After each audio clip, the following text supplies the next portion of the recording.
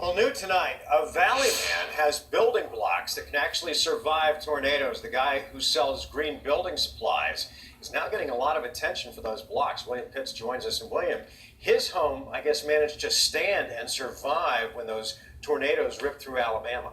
Yeah, it really did. And there's one reason for that. It's not a stick-built home. Now, there's no wood in these homes. Instead, it's concrete, foam, and rebar, and it'll survive 200-mile-an-hour winds. We have utter destruction. We have neighborhoods that have basically been removed from the map. This is what was left of Tuscaloosa, Alabama. These deadly tornadoes, some of the worst that we've seen in decades, took mothers and fathers, sons and daughters, friends and neighbors, even entire communities. Whole neighborhoods destroyed by a monster tornado. You could hear it coming. It was real loud, just a roaring.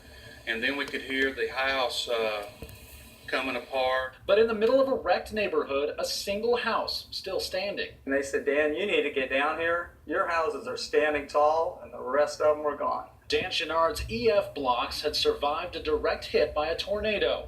They're a mix of plastic, concrete, and ground up styrofoam, all recycled. I was green when green wasn't cool. You build a wall with them, fill the holes with concrete and rebar, and Dan says they'll stand up to 200-mile-an-hour winds, just like they did in Alabama. When we build something that can withstand whatever the earth or Mother Nature throws at it. Dan says disaster areas are where the blocks really shine, and where he gets a lot of business, because when it's all over, people want to know why one house survived and the rest didn't. That's not just wind either. Those blocks are also fireproof up to a few thousand degrees.